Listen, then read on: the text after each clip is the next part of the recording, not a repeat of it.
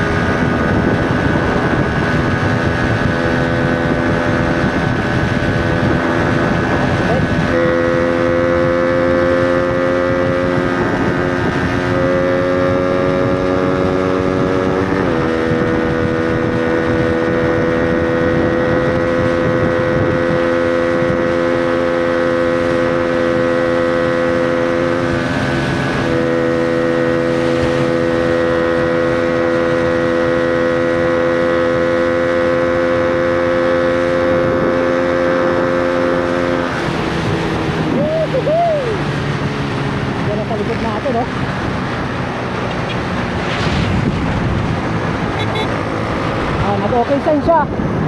Nag-okay sign si Bar, ha. Sabihin niya, okay, good. Baka sabihin nyo naman, hindi pumiga.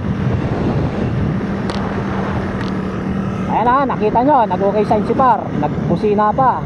Sabihin, goods. Ang lakas din, Par. Di ba? Pero at least, di ba?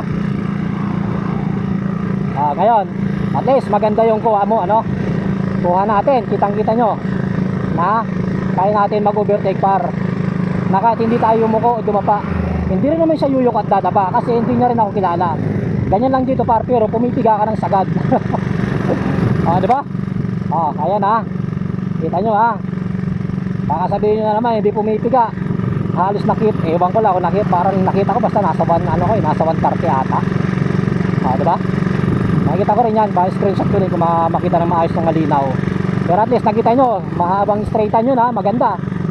And then nagbusina si Par, nag-okay din. Ibig sabihin, okay, diba?